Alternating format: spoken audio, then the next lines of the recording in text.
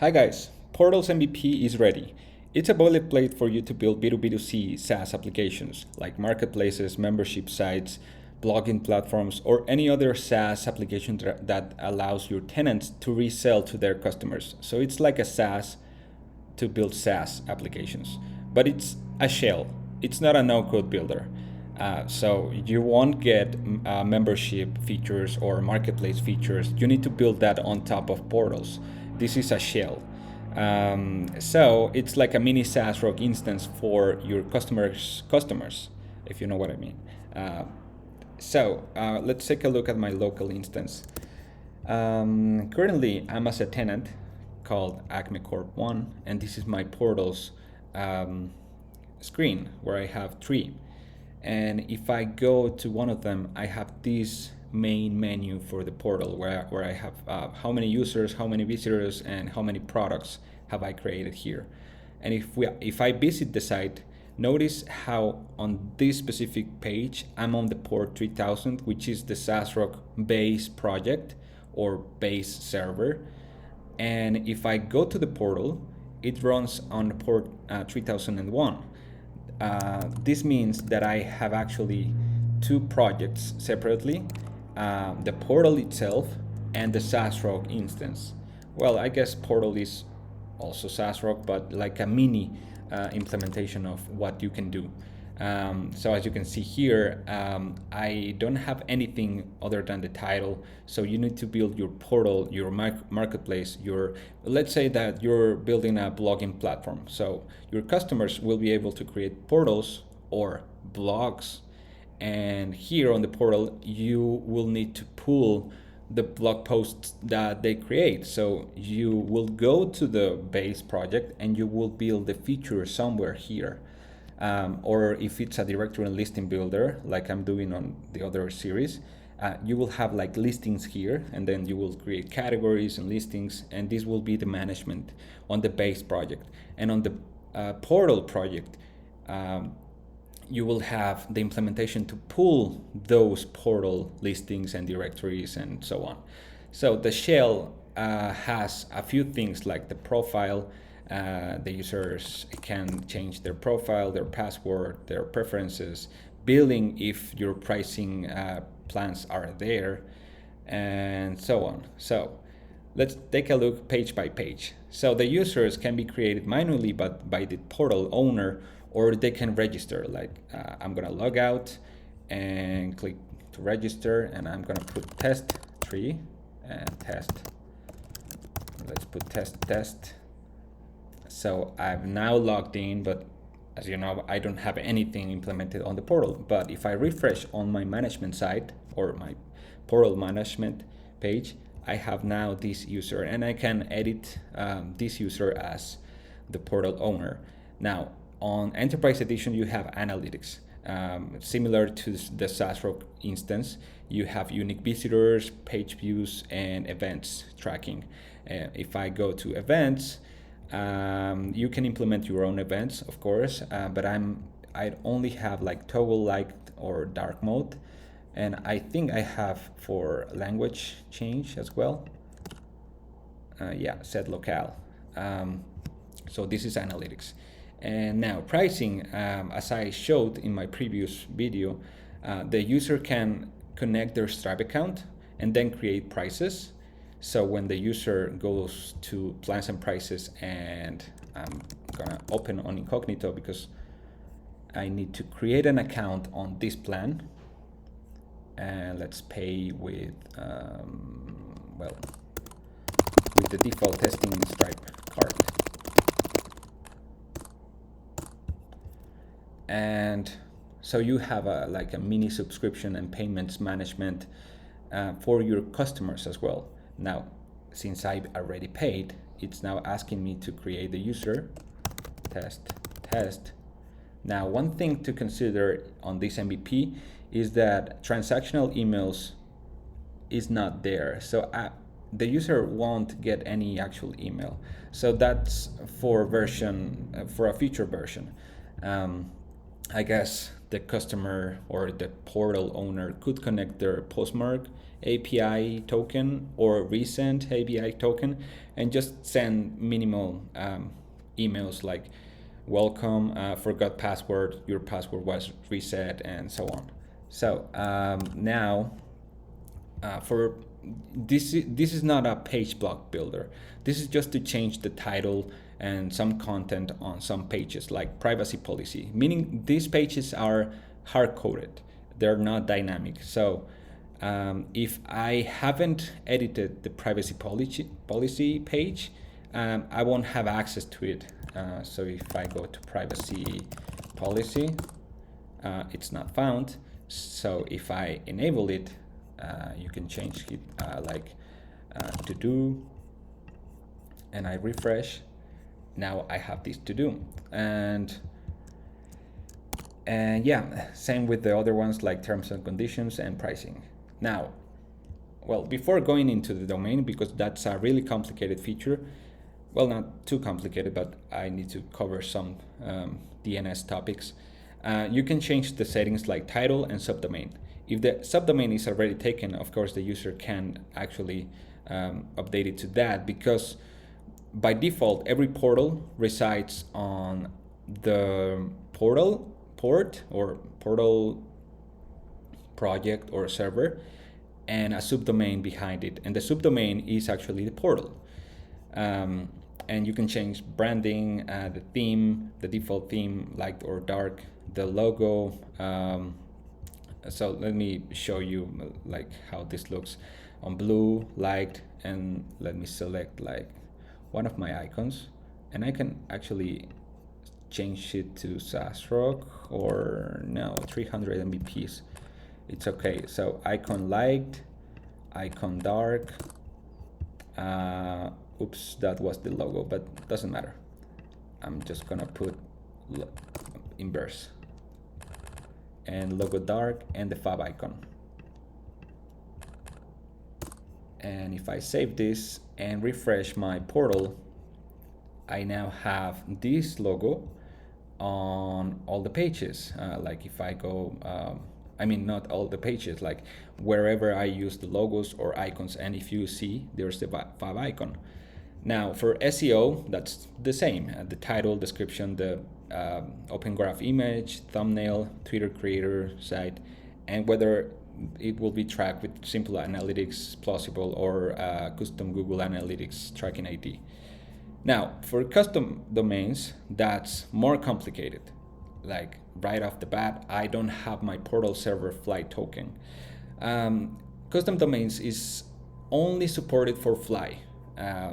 Meaning if you're using DigitalOcean or Vercel, I still need to do those implementations. But with Fly, it was pretty easy because they have an API, a GraphQL API, to create certificates, delete them, and check how they're used. So for domains, I'm gonna go ahead and switch to my published SaasRock implementation and show you how it looks. Like there are three types of portals here.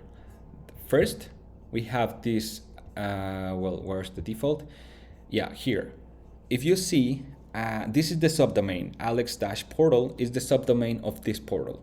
Now, portal.saasrock.com means the portal project or portal server is hosted there. So if I go to my Fly dashboard, this is actually the SaasRock portal project in which it runs.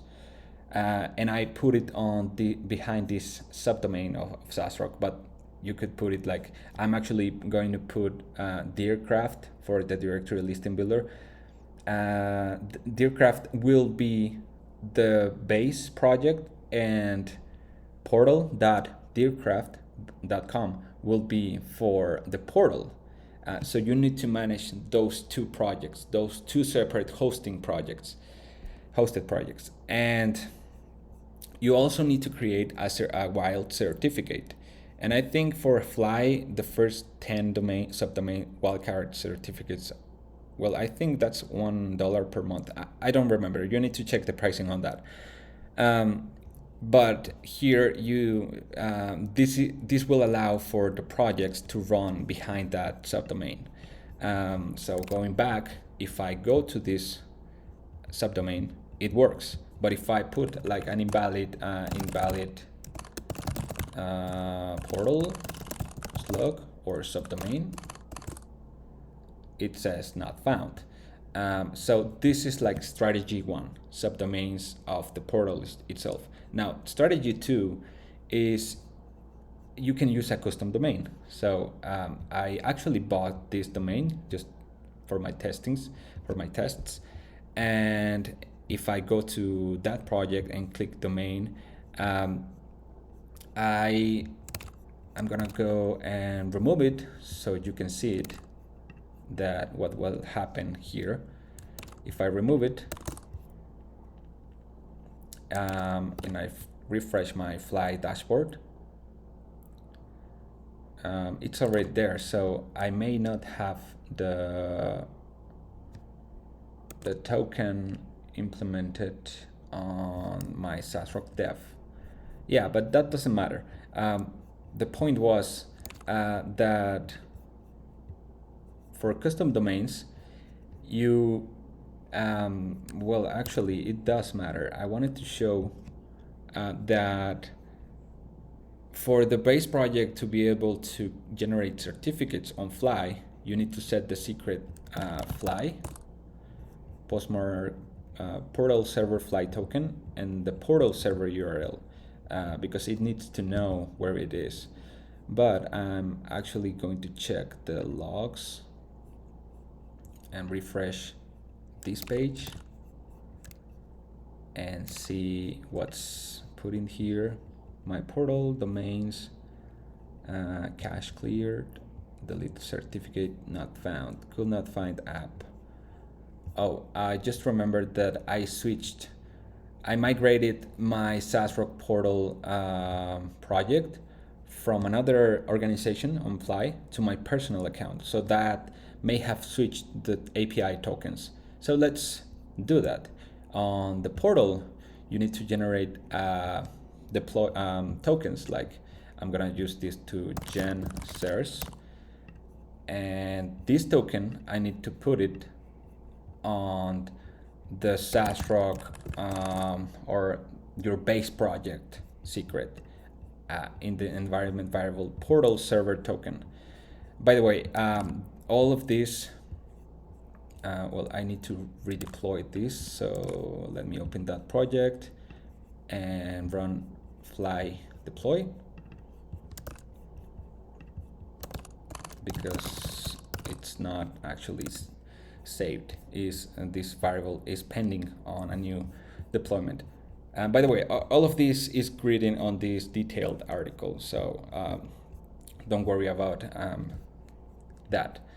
And while that is deploying, let me go ahead and keep showing you that on this my portal SaasRock domain means that I needed to go to my SaasRock.com DNS provider records and put the A and quadruple A records and the CNAME records for this to work. And those instructions, once this deployment is complete, it will appear to the user. Well, instead of waiting for the deployment, I can actually show you what it looks like. So this is the domain verification, where you indicate your customer or portal owner that these records needs to be created on the DNS records. And once that's done, it will work. But how do you get these record values? So it depends on your implementation. In my case, on the SaasRock portal project, I need to know the DNS records. So when I created the first one, which is the default domain for the project, I went here and grabbed these values for these records and put them on the project, on the base project, on app configuration. I'm gonna search for domains And here you can see I have it enabled. The provider is Fly. My portal ID, my portal application ID is SaasRock portal. And the records are these. These are hard-coded because Fly, I didn't find a way to grab those from the API. I guess Vercel may have API to retrieve which DNS records you need to use. I'm not sure. But as you can see, it's already deployed. So I'm gonna go ahead and refresh this page once this state is finished. And I actually deleted the other custom domain, right? So I'm gonna go ahead and recreate it so you can see it, how it looks. But this is using a custom domain that is hosted on a subdomain of my root domain. So here are the domain verification instructions, and I'm gonna go back to the one I deleted, and here it is, domain, and I'm gonna put this domain, and I'm gonna delete it because the first time it didn't actually delete it on the certificates. So let's go ahead and look, and we no longer have that certificate.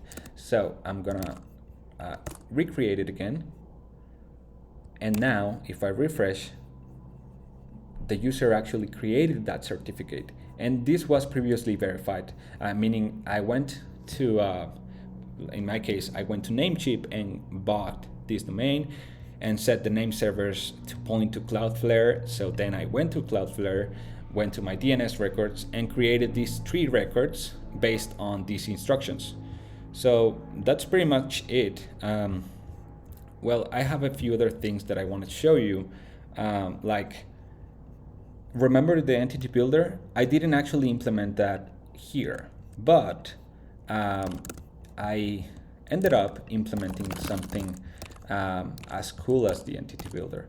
I call it dynamic JSON properties, or dynamic JSON metadata, or JSON properties. I don't know, but the actual feature is built inside the module called JSON properties. So here I have a bunch of utils and DTOs and components for you to use.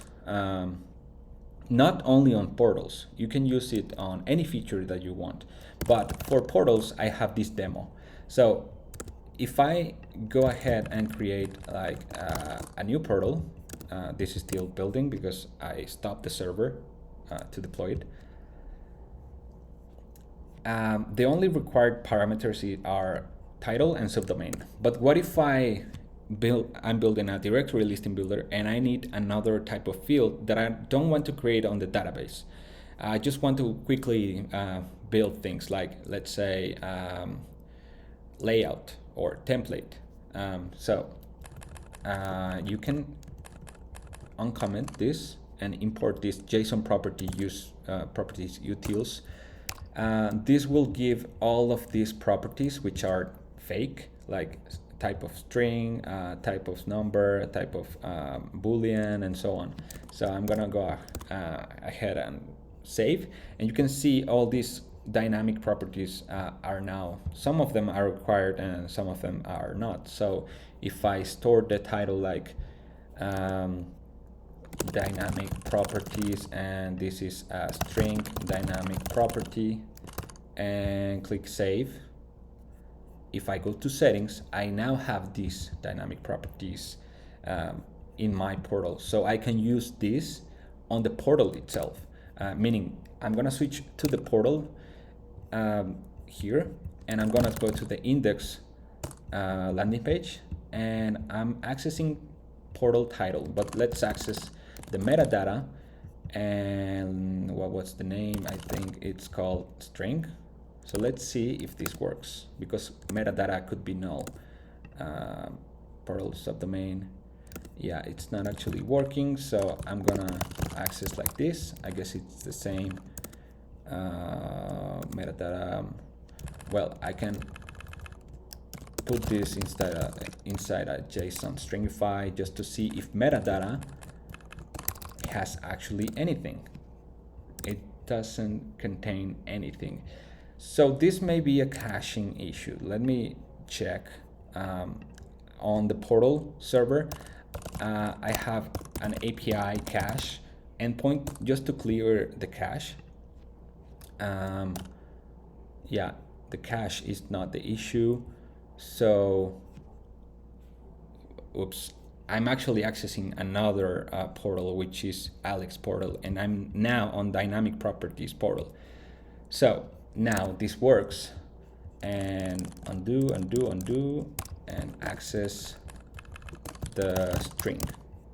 Well, string is the name that I put it. String dynamic property. So as you can see, you can play really easy with dynamic properties. And what else?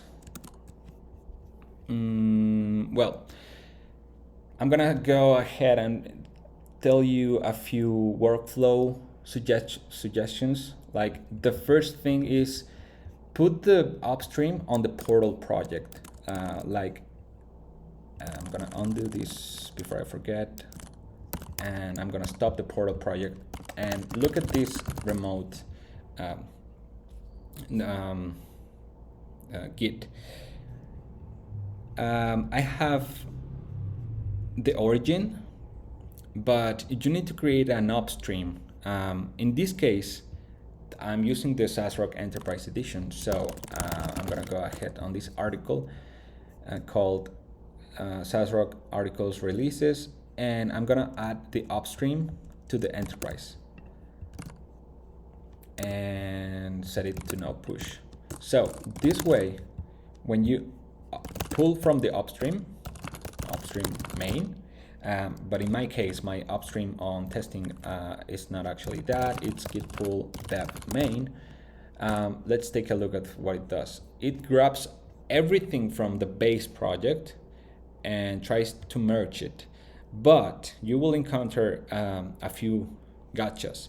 Like the first things, these components that are like line, how is it called, like line stroke, are not actually required on the portal project. So you need to merge it as is and delete the file.